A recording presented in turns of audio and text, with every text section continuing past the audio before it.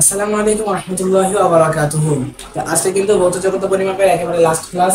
তো এর আগের ক্লাসগুলোতে আমরা ভার্নিয়ার স্কেল স্লোগা যেগুলো সব কিন্তু পড়ানো শেষ। আজকে জাস্ট বাকি আছে শুধু এই ত্রুটির টপিকটুকু। তো এইটা পড়লে মোটামুটি আমাদের অধ্যায় সম্পূর্ণরূপে শেষ হয়ে যাবে ইনশাআল্লাহ।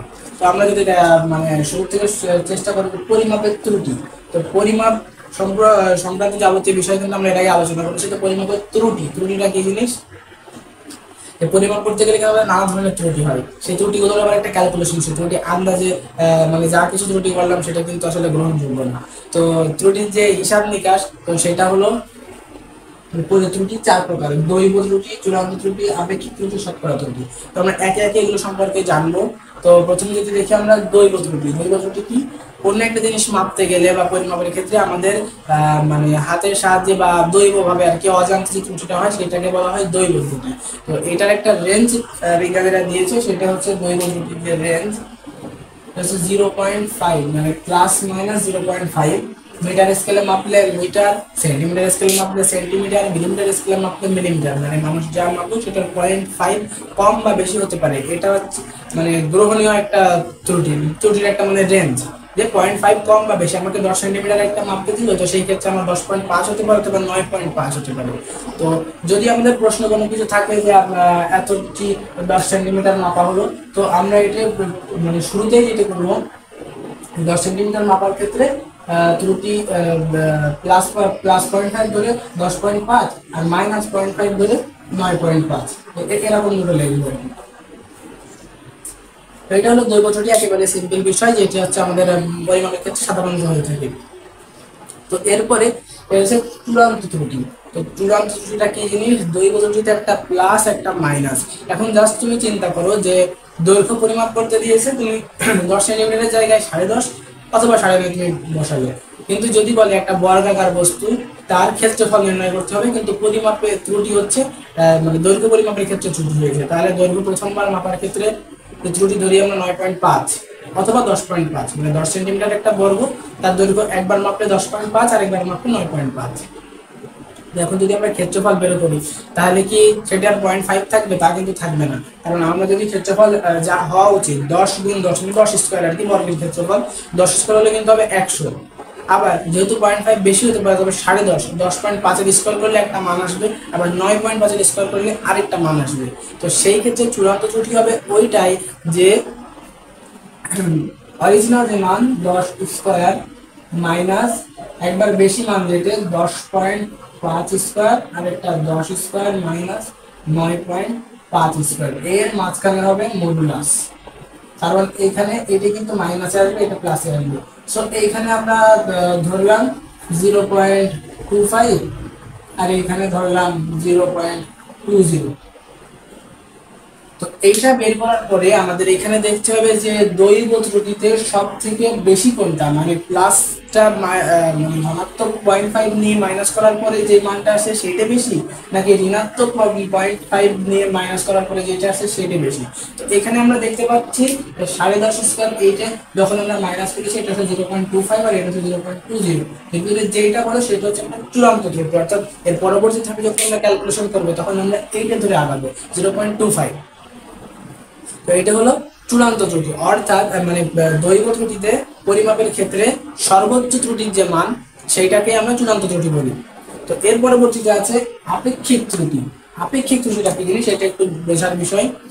আপেক্ষিক ত্রুটি হলো আমাদের পরিমাপে যে চূড়ান্ত ত্রুটিটা হয়েছে সেইটা অরিজিনাল ত্রুটি, মানে অরিজিনাল যে পরিমাপ বা ক্ষেত্রফল তার তার সাপেক্ষে একটা অনুপাত, সেটা হচ্ছে আপেক্ষিক ত্রুটি। অর্থাৎ আমরা যদি খুব সুন্দরভাবে বলি তাহলে হবে আপেক্ষিক ত্রুটি হলো চূড়ান্ত ত্রুটি। চূড়ান্ত ত্রুটি ডিভাইডেড বাই পরিমাপকৃত মান।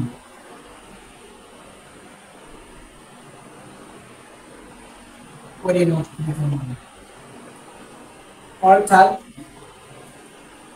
চূড়ান্ত ত্রুটি যদি আমরা এখানে বলি 0.25 আর পরিমাপকৃত মান যদি ধরি আমরা 100, তাহলে এইখানে যেটা আসবে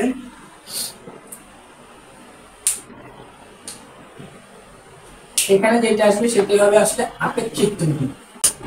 তো এইখানে এখানে মানে এর আগে যেটা বলেছিল চূড়ান্ত ত্রুটি, তো এখানে 10.5 স্কোয়ার করলে এটা আসে আসলে 10.25,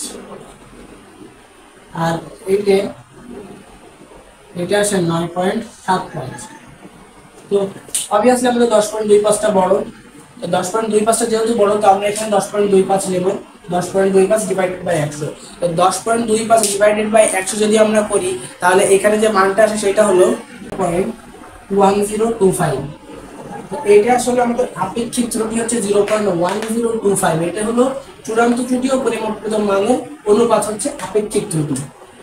আমরা যদি আরো শুরু থেকে একটু বলার চেষ্টা করি, দৈব ত্রুটি,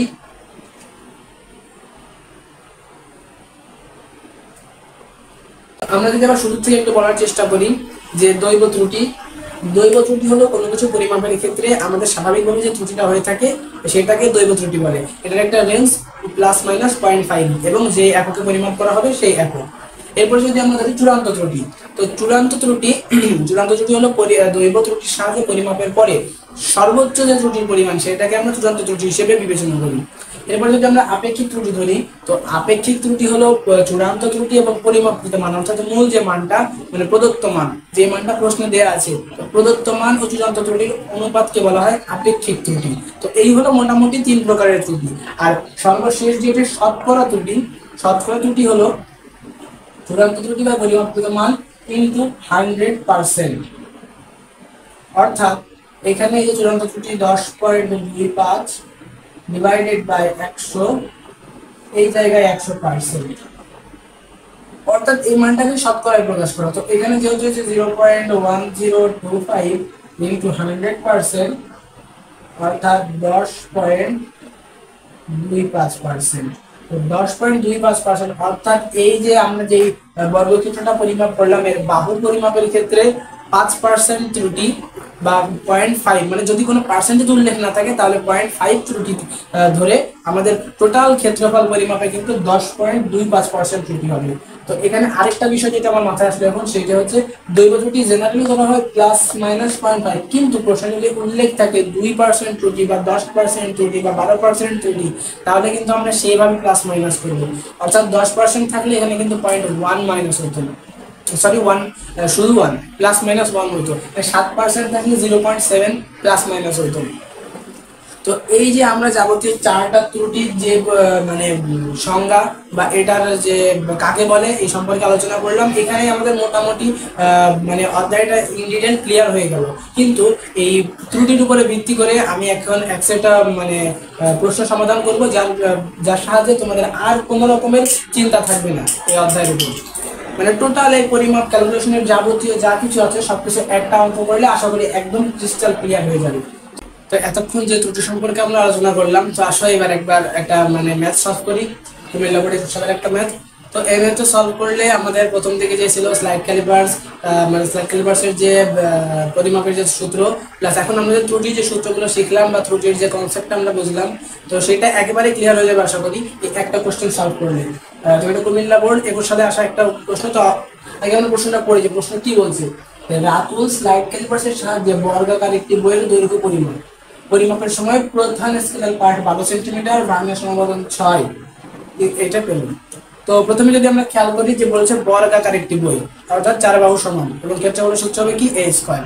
তো এটা আমাদের প্রথম ক্লিয়ার। তো আমাদের কিন্তু সৃজনশীল আনসার করার ক্ষেত্রে আগে উদ্দীপক পড়তে হবে এবং পড়ে যতটুকু পড়বো ততটুকু যদি সূত্রের পরে কোন সূত্র সেটাকে মাথায় সেট করে পড়তে হবে, তাহলে একদম ইজি সৃজনশীল কোশ্চেন আনসার করা। তো এতটুকু আমরা পড়লাম যে 12 সেন্টিমিটার মোল স্কেলার পার্ট এবং ভাঙা সমাধান 6 পেল। তো আমরা ইজিলি দেখতে পাচ্ছি এই জায়গায় স্লাইড ক্যালিপার্সের সূত্র L = m + v into vc দিয়ে যে সূত্রটা আছে সেটা করলে কিন্তু ইজিলি হয়ে গেল। এরপরে যেটা আছে দৈর্ঘ্য পরিমাপে ±0.5 সেন্টিমিটার ত্রুটি থাকতে পারে। এই ত্রুটির পরিমাণটা উল্লেখ করা হয়েছে ±0.5 ত্রুটি থাকতে পারে। এরপরে কি বলছে ভাঙিয়া ধ্রুবক 0.01 সেন্টিমিটার, মানে আমরা এখানে সূত্র বানানোর সময় আমাদের ভাঙিয়া ধ্রুবকটা কিন্তু লাগতো, সেটাও অলরেডি প্রশ্ন দিয়ে দিয়েছে। এবার কি বলেছে বইটির ক্ষেত্রফল নির্ণয় 10% ত্রুটি গ্রহণযোগ্য।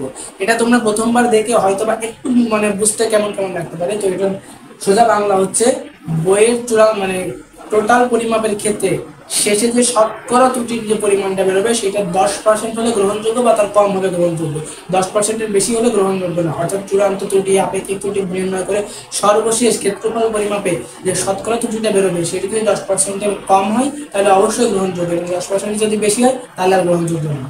তো তারপরে হচ্ছে রাশিটার জন্য উল্লেখিত যন্ত্র দ্বারা পরিমাপিত ক্ষেত্রফল গ্রহণযোগ্য হবে কিনা মতামত দাও। টোটাল অঙ্কটা সলভ করে শেষে আমাদের শতকরা ত্রুটি বের করতে হবে। তো আমরা যদি সমাধানের চেষ্টা করি তাহলে প্রথমে যেটা হবে আমাদের দেয়া আছে কি সেটা দেখতে হবে। আমাদের দেয়া আছে স্লাইড ক্যালিপার্স। তো যদি আমরা বলি দেওয়া আছে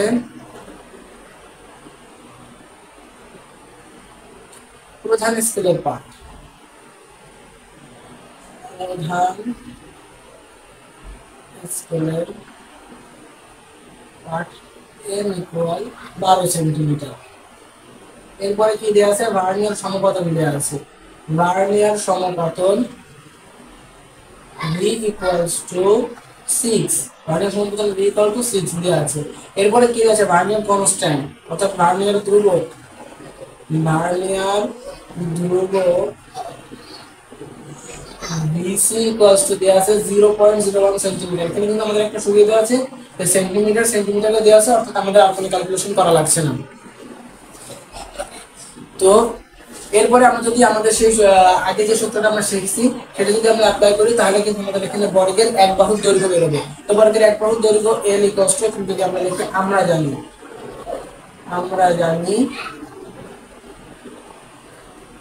জানি দৈর্ঘ্য L equals to M plus V into VC। তো M এর মান দেওয়া আছে 12 সেন্টিমিটার, 12 প্লাস ভার্নিয়ার সমপতন 6 এবং vernier constant 0.01 equals to 12 plus 0.06 equals to 12.06 centimetre. এটা হলো আমাদের প্রথম পার্ট। প্রথম পার্টে আমরা বর্গের এক বাহুর যে দৈর্ঘ্য সেটা বের করেছি 12.06 সেন্টিমিটার। তো এখানে এরপরে কি বলেছেন যে দৈর্ঘ্য পরিমাপে প্লাস মাইনাস 0.5 সেন্টিমিটার ত্রুটি থাকতে পারে। তো দৈর্ঘ্য পরিমাপে প্লাস মাইনাস 0.5 ত্রুটি, অর্থাৎ দৈর্ঘ্যটা এই 12.6 এর থেকে প্লাস 0.5 বেশি হতে পারে এবং প্লাস মাইনাস 0.5 কম হতে পারে। তো সেই ক্ষেত্রে আমি এটা একটু মুছে দিই, আমি জায়গা যেহেতু সংকট আমি এটা মুছে দিয়ে করতেছি। তো আমরা এখানে যেটা পেলাম এর আগে দৈর্ঘ্য 12.06 সেন্টিমিটার, দৈর্ঘ্য পরিমাণ প্লাস মাইনাস 0.5 ত্রুটি। তো দৈর্ঘ্য পরিমাপে আমরা লিখি দৈর্ঘ্য পরিমাপে প্লাস 0.5 ত্রুটি বিবেচনা।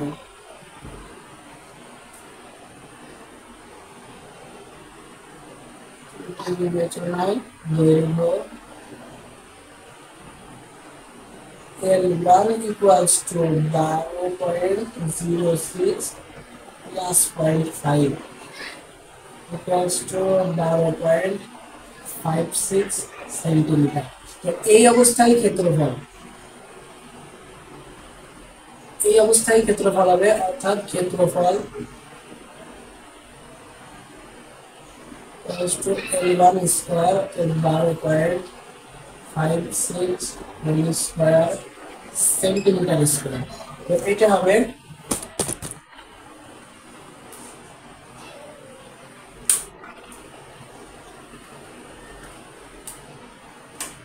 157.75 সেন্টিমিটার।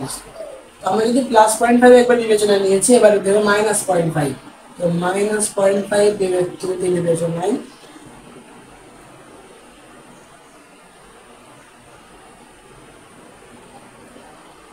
দৈর্ঘ্য L2 equals to 12.06 minus 0.5 equals to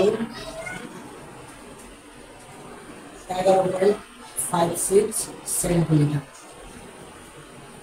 তো এই অবস্থায় আবার ক্ষেত্রফল বের করতে হবে, যেহেতু আমরা চূড়ান্ত ত্রুটি চেয়েছি ক্ষেত্রফলে। তো এই অবস্থায় আমরা যদি আবার ক্ষেত্রফল নির্ণয় করি, ক্ষেত্রফল A2 equals to 11.56 whole square centimetre square. 133 0.633 centimetre square. এটা হবে A2।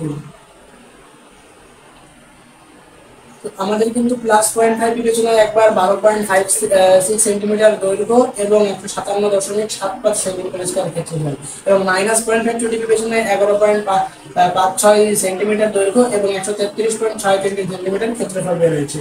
তো এইটা আমাদের যেটা বের হলো এটা হলো চূড়ান্ত ত্রুটি, সরি দৈর্ঘ্য ত্রুটি। এখান থেকে আমাদের নির্ণয় করতে হবে চূড়ান্ত ত্রুটি। তো চূড়ান্ত ত্রুটি নির্ণয়ের ক্ষেত্রে আমাদের যেটা করব,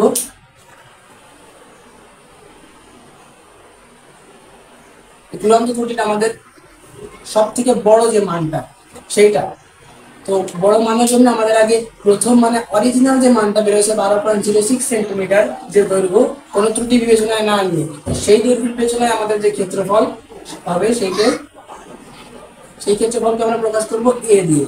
এ equals to just L square. L square equals to 12.06 whole square centimetre square.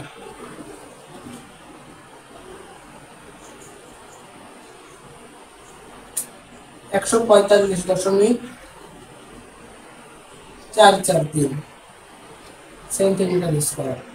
তো এইবার প্রথম ক্ষেত্রে ত্রুটি যদি আমরা বিবেচনা করি, মডুলাস দিতে হবে এখানে। এইবার নির্ণয় হচ্ছে আমাদের চূড়ান্ত ত্রুটি, অবশ্যই মডুলাস দিতে হবে। তো 145.44 স্কয়ার মাইনাস 157.75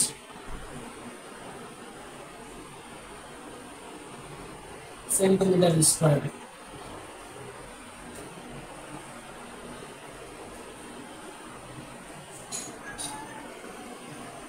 বারো দশমিক তিন সেন্টিমিটার স্কয়ার।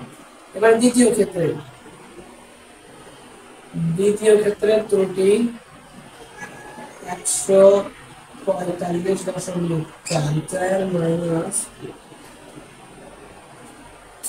133.63 centimetre square.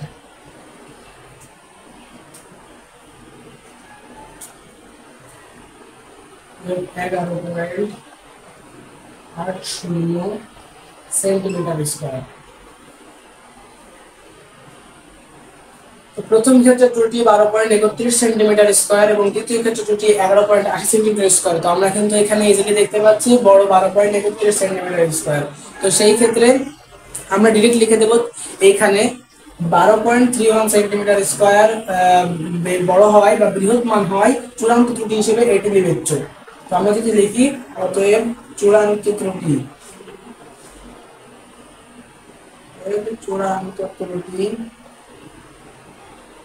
হিসেবে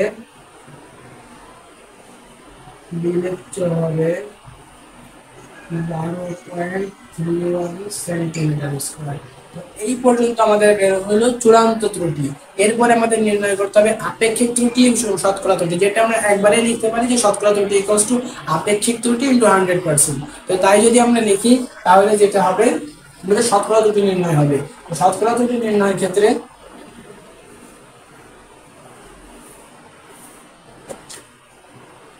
তোমরা ডিরেক্ট লিখে দিই অতএব শতকরা ত্রুটি equals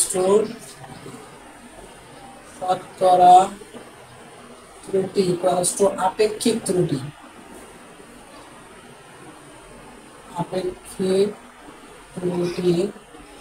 into 100%।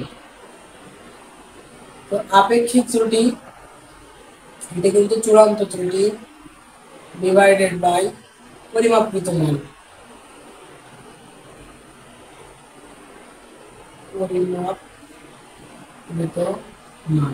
Into 100%।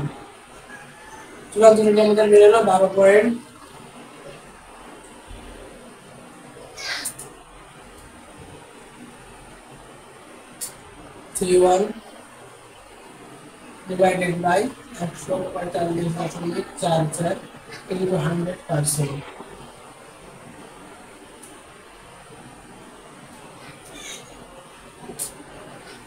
0.08 into 100% equals to 80.46%। অর্থাৎ এই টোটাল রাতুল যে স্ল্যাট ক্যালিপাসটা ইউজ করে বর্গাকার বইয়ের যে দৈর্ঘ্যটা পরিমাপ করেছে, তো এই বর্গাকার দৈর্ঘ্য পরিমাপের ক্ষেত্রে মানে ইন টোটাল তার সমস্ত পরিমাপ শেষে দৈর্ঘ্য পরিমাপের ক্ষেত্রে প্লাস মাইনাস 0.5 ত্রুটি বিবেচনায় তার সমস্ত ক্ষেত্রফল নির্ণয়ের ক্ষেত্রে যে ত্রুটি বের হয়েছে সেটা এটা 80 না, এটা 8 হবে, 8.46%।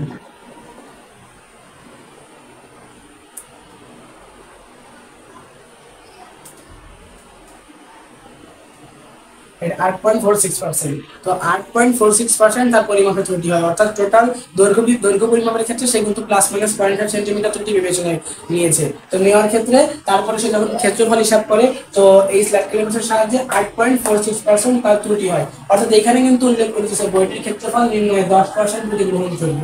তো আমরা এখানে লাস্ট লাইন ফিনিশিং লাইনে যে অ্যান্সারটা লিখবো সেটা হচ্ছে যেহেতু ক্ষেত্রফল পরিমাপে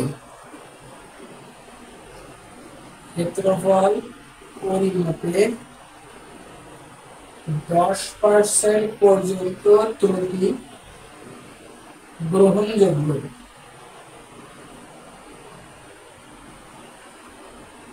অতএব রাতুলের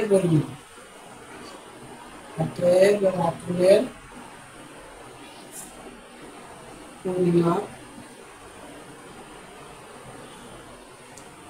গ্রহণযোগ্য।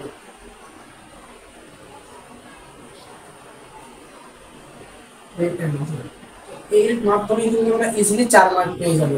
তো আমাদের এখানে 4 মার্কের জন্য কিন্তু 4টা স্টেপ করা লাগছে। সর্বপ্রথম যেটা যে রাতুল স্লাইড ক্যালিপাসের সাহায্যে বর্গাকার একটি বইয়ের দৈর্ঘ্য পরিমাপের সময় প্রধান স্কেলের পার্ট 12 সেন্টিমিটার, ভার্নিয়ার 6 এবং এখানে দেওয়া আছে ভার্নিয়ার যুগল 0.01 সেন্টিমিটার। তো এটাকে আমরা স্লাইড ক্যালিপাসের সূত্র কাজে লাগিয়ে এর মূল দৈর্ঘ্য পরিমাপ করেছি 12.06 সেন্টিমিটার। এর পরবর্তীতে কাজ হলো সেটির ক্ষেত্রফল নির্ণয় করা। তো ক্ষেত্রফল নির্ণয়ের ক্ষেত্রে 12.65 এর হোল স্কয়ার বর্গ যেহেতু সেটা আমাদের 145.44 সেন্টিমিটার স্কয়ার ক্ষেত্রফল বের হয়েছে। এর পরবর্তীতে আমরা দৈর্ঘ্য পরিমাপে প্লাস মাইনাস 0.5 ত্রুটি বিবেচনা করেছি। তো প্লাস 0.5 বিবেচনায় আমাদের একটা দৈর্ঘ্য বের হয়েছে, -0.5 বিবেচনায় আরেকটা দৈর্ঘ্য বের হয়েছে। দুই ক্ষেত্রে আমরা ক্ষেত্রফল নির্ণয় করেছি এবং সেই ক্ষেত্রফলটি আমাদের পরিমাপকৃত অরিজিনাল ক্ষেত্রফল থেকে বিয়োগ করে যেই মানটা সবথেকে বেশি হয়েছে সেটাকে কিন্তু আমরা চূড়ান্ত ত্রুটি হিসেবে বিবেচনা করেছি। তো চূড়ান্ত ত্রুটি বিবেচনার পরে এখন আমরা শতকরা ত্রুটি নির্ণয় করেছি আপেক্ষিক ত্রুটি ডিভাইডেড বাই আপেক্ষিক ত্রুটি ইনটু 100%, চূড়ান্ত ত্রুটি ডিভাইডেড বাই পরিমাপকৃত মান ইনটু 100%। সেই ক্ষেত্রে আমাদের 8.46% যে ত্রুটি নির্ণয় হয়েছে, যেহেতু প্রশ্ন উল্লেখ করে দিয়েছে 10% ত্রুটি গ্রহণযোগ্য, সেহেতু আমরা ইজিলি বলতে পারি যেটা আসলে পরিমাপটি গ্রহণযোগ্য। তো আশা করি এই ম্যাথটা সলভ করার মাধ্যমে এই অধ্যায়ের ম্যাথমেটিক্যাল ক্যালকুলেশন এর উপরে আর কোনো প্রবলেম থাকা উচিত না। কারণ এই একটা ম্যাথের ভিতরে এত বোর্ডে কত সুন্দরভাবে সূক্ষ্মভাবে সাজায়, এই একটা ম্যাথের ভিতরে এই টোটাল স্লাইড ক্যালিপাসের যে ফাংশনাল যে সূত্র প্লাস চূড়ান্ত ত্রুটি, আপেক্ষিক ত্রুটি, শতকরা ত্রুটি সমস্ত কিছু কম্বিনেশন একটা মাত্র ম্যাথের ভিতরে তারা করে দিয়েছে। যার ফলে একটা ম্যাথ পারলে আর কোনো ম্যাথ আশা করি আটকাবে না। তো এই ম্যাথটা আশা করি সবাই বুঝেছে। তো ম্যাথটা যেহেতু আমরা করলাম, এর পরবর্তীতে এখন অধ্যায় যেহেতু আমাদের পুরোপুরি কমপ্লিট, প্রশ্ন শেষ, তো লাস্ট 5 মিনিট আমি টোটাল অধ্যায়টা সামারাইজ করার একটু চেষ্টা করছি। তো দেখো তোমাদের মানে কোনো কিছু বাদ পড়েছে কিনা বা কোনো কিছু তোমাদের মনে হয় কিনা যে আসলে আবার দ্বিতীয় বোঝা উচিত এমন কিছু। সেই কারণে আমি জাস্ট মানে একেবারে শর্টলি আমি জাস্ট অধ্যায়টা সামারাইজ করে দিচ্ছি। তো সর্বপ্রথম আমরা যেখানে বিজ্ঞানীদের অবদান সমূহ, এখানে প্রায় মূল বইয়ের 10 থেকে 12 পেজ পর্যন্ত আছে এটা থিওরি। তো থিওরিগুলো আসলে রিডিং করতে হবে, এখানে বিজ্ঞানীদের বিভিন্ন অবদান, তারপরে বৈজ্ঞানিক লেখার প্রতীক, মানে প্রতীক লেখার নিয়ম ইত্যাদি বিভিন্ন বেশ কিছু আলোচনা আছে, যেগুলো থেকে কোয়েশ্চেন আসে খুবই কম, আপনি এক দুটো আসতে পারে এবং সেটা জাস্ট রিডিং করা ছাড়া এখানে আর কিচ্ছু নেই। সো এরপর থেকে আমাদের পড়া যেখান থেকে শুরু হয় সেটা আসলে মূলত মৌলিক রাশি। তো মৌলিক রাশি হলো 7টা। কি? দৈর্ঘ্য, সময়, ভর, তাপমাত্রা, পদার্থের পরিমাণ, দীপন তীব্রতা, বিদ্যুৎ প্রবাহ, এই হচ্ছে 7টা মৌলিক রাশি। তো বিভিন্ন একক আছে, এককের আছে দৈর্ঘ্যের মিটার, সময়ের সেকেন্ড ইত্যাদি। 7টা রাশি, 7টা একক আছে। তো 7টা রাশির সংজ্ঞা বইয়ে খুব সুন্দরভাবে দেওয়া আছে। এই 7টা রাশির সংজ্ঞাগুলো মুখস্থ রাখতে হবে এবং এই 7টা রাশির এককগুলো খুব নিখুঁতভাবে পারা যাবে। এর পরবর্তীতে আছে কি মাত্রা। তো মাত্রা কি? মাত্রা হলো কোনো যৌগিক রাশিতে বা কোনো মৌলিক রাশিতে উপস্থিত, মানে কোনো রাশিতে উপস্থিত মৌলিক রাশির সূচককে মাত্রা বলে। অর্থাৎ যে কোনো একটা যৌগিক রাশি, ধরো আমরা যদি বেগ বলি, বেগ হচ্ছে মানে সরণ বাই সময়। তো সরণ একটা মৌলিক রাশি, সময় একটা মৌলিক রাশি। তো বেগের মাত্রা হবে ml ইনভার্স 1, অর্থাৎ সরণের বেগের মাত্রা হবে LT ইনভার্স 1, অর্থাৎ সরণের মাত্রা L ডিভাইডেড বাই সময়, সময়ের মাত্রা T, যেহেতু নিচে ভাগ সেহেতু T ইনভার্স। অর্থাৎ যে কোনো রাশিতে উপস্থিত মৌলিক রাশির সূচক সমূহকে বলা হয় মাত্রা। মাত্রাটা ইম্পর্টেন্ট আছে, এখান থেকে খ নম্বরে হয় মাত্রা প্রতিপাদন, অথবা গ নম্বরে মাত্রা কাকে বলে, এটা একটা ইম্পর্টেন্ট কোয়েশ্চেন। তো এর পরবর্তীতে আমরা যেটা আছে সেটা হলো গুণিতকের যে একটা বক্স, এটা আমি খুব সুন্দর করে তোমাদের শিখাইছিলাম এবং বলছিলাম যে এটা কিন্তু অনেক গুরুত্বপূর্ণ। এই গুণিতকের বক্সে কি আছে? সর্বপ্রথম kilo, hecto, deca, deci, centi, milli, micro, nano, pico, femto, এটা হচ্ছে বাম পাশে। আর এই পাশে আছে deca, hecto, kilo, deca, hecto, kilo, mega, giga, tera, peta, exa. তো এইরকম প্রথমে যেটা deca 10 to the power 1, hecto 10 to the power 2, kilo 10 to the power 3, এরপরে আছে mega 10 to the power 6, giga 10 to the power 12, পেটা 10 to the power 15 এবং এক্সা 10 to the পাওয়ার 18। একইভাবে ওই পাশে deci 10 to the power -1, centi 10 to the power -2, এরপরে আছে milli 10 to the power -3, micro 10 to the power -6, nano 10 to the power -9, femto 10 to the power -15 and atto 10 to the পাওয়ার -18। তো এই বক্সটা সুন্দরভাবে আমি মানে লিখে পড়াইছিলাম এবং বলছিলাম যে এখান থেকে কিন্তু আসলে মানে খ নম্বরে একটা কোশ্চেন আসতে পারে অথবা এমসিকিউতে আসতে পারে যে এত মাইক্রোমিটার ইকুয়াল টু কত ফেমটোমিটার, বা এত মিলিমিটার ইকুয়াল টু কত গিগামিটার। এই টাইপের ম্যাথ কিন্তু আমি সুন্দরভাবে শিখাইছি ফার্স্ট এপিসোডে। তো এর পরবর্তীতে আছে যেটা গণিত পড়ছে আছে স্লাইড ক্যালিপার্স। স্লাইড ক্যালিপার্স আমি ইন ডিটেইলে ছবি আঁকাই স্লাইড ক্যালিপার্স কোনটা কি এবং সেখানে ত্রুটিপূর্ণ স্লাইড ক্যালিপার্স আছে, সেখানে ভার্নিয়ার স্কেল ব্যবহৃত হয় এবং ভার্নিয়ার স্কেল থেকে ভার্নিয়ার ধ্রুবক নির্ণয় করা হয়। ভার্নিয়ার ধ্রুবকের সংজ্ঞা, যে প্রধান স্কেলের 1 ভাগের দৈর্ঘ্য এবং ভার্নিয়ার স্কেলের 1 ভাগের দৈর্ঘ্যের পার্থক্যকে বলা হয় ভার্নিয়ার ধ্রুবক। তো ভার্নিয়ার ধ্রুবকের একটা সূত্র আছে S/N, এর মাধ্যমে ভার্নিয়ার স্কেল দ্বারা পরিমাপের যে সূত্র L = M + B × DC। তো এই হচ্ছে মোটামুটি ভার্নিয়ার স্কেল স্লাইড ক্যালিপার্স। এরপরে স্ক্রু গজ। স্ক্রু গজ কিন্তু একেবারে obviously same to same vernier scale তথা স্লাইড ক্যালিপার্স একেবারে সেম টু সেম মিল আছে। তো এখানে শুধু পার্থক্যটা কোথায়? মানে ভার্নিয়ার স্কেলে থাকে ভার্নিয়ার সমপাতন, এই ভার্নিয়ার ধ্রুবক BC, এখানে থাকে ন্যূনাঙ্ক LC। তো এটা আসলে বৃত্তাকার স্কেল, এখানে থাকে ভার্নিয়ার স্কেল। তো এটা বিভিন্ন ছোট ছোট বৃত্তাকার বস্তুর বা ভিতরের ব্যাস ট্যাস পরিমাপের ক্ষেত্রে স্ক্রু গজ ব্যবহৃত হয় এবং দৈর্ঘ্য পরিমাপের ক্ষেত্রে সাধারণত ব্যবহৃত হয় ভার্নিয়ার স্কেল। তো স্ক্রু গজের ক্ষেত্রে আরেকটা যে মোস্ট ইম্পর্টেন্ট বিষয় সেটা হচ্ছে পিচ। পিচ কাকে বলে? পিচের সংখ্যাটা ক নম্বরের ক্ষেত্রে মারাত্মক ইম্পর্টেন্ট। তো পিচের সংখ্যা কাকে বলে? যে বৃত্তাকার স্কেলের একবার গুণনে মূল স্কেল বরাবর বা রৈখিক স্কেল বরাবর যে সরণ ঘটে তাকে পিচ বলে। এবং স্ক্রু গজের যে স্ক্রু গজের সাথে দৈর্ঘ্য পরিমাপের যে সূত্র সেম টু সেম স্লাইড ক্যালিপার্সের সাহায্যে দৈর্ঘ্য পরিমাপের সূত্রের সমান, যে L = M + B × LC। তো এটা হচ্ছে স্ক্রু গজের পরিমাপের। এর পরবর্তীতে এট লাস্ট আমরা একটু আগে যেটা পড়লাম পরিমাপের ত্রুটি। পরিমাপের ত্রুটি আমরা বললাম এখানে 4 প্রকার ত্রুটি আছে: দৈর্ঘ্য ত্রুটি, চূড়ান্ত ত্রুটি, আপেক্ষিক ত্রুটি এন্ড শতকরা ত্রুটি। দৈর্ঘ্য ত্রুটি কি? আমরা সাধারণভাবে পরিমাপের ক্ষেত্রে যে সকল ত্রুটি হয় মানে অজান্তে সেটাকে বলা হয় দৈর্ঘ্য ত্রুটি এবং এর রেঞ্জ ±0.5 সাধারণত অথবা প্রশ্নে উল্লেখ থাকবে। এবং চূড়ান্ত ত্রুটি কোনো দৈর্ঘ্য ত্রুটি বা ±0.5 ত্রুটি বিবেচনার ক্ষেত্রে সর্বোচ্চ ত্রুটির যে মানটা, অর্থাৎ দৈর্ঘ্য পরিমাপের যে ±0.5 বিবেচনার ক্ষেত্রফল বা আয়তন পরিমাপের সর্বোচ্চ যে মানটা ত্রুটির, সেটাকে বলা হয় চূড়ান্ত ত্রুটি। এরপরে কি আছে? আপেক্ষিক ত্রুটি। চূড়ান্ত ত্রুটি এবং পরিমাপকৃত মান বা প্রশ্নে উল্লেখিত মানের যে অনুপাত তাকে বলা হয় আপেক্ষিক ত্রুটি। এন্ড আপেক্ষিক ত্রুটি × 100% = শতকরা ত্রুটি। তো আশা করি এই হলো আমাদের টোটাল অধ্যায়, প্রথম অধ্যায় সামারাইজ ভার্সন। তো আসলে প্রথম অধ্যায় ছিল ভৌত জগত পরিমাপ। এখানে মানে পড়ানো বা ক্লাস নেওয়া অত্যন্ত কষ্টকর বিষয়, কারণ এখানে পড়ানোর মতো কিছুই নেই, আবার অধ্যায়টা থেকে যে একেবারে বাদ দেওয়ার মতো তাও না, এমন একটা চ্যাপ্টার। তো এরপর থেকে এছাড়াও আমার ফার্স্ট টাইমে এক্সপিরিয়েন্সে ক্লাস নিয়েছি, বেশ কিছু অসুবিধা হয়েছে এবং ক্লাস নেওয়ার ক্ষেত্রে নানা ধরনের সমস্যাও সম্মুখীন হতে হয়েছে, আসলে নতুন একেবারে প্রথম।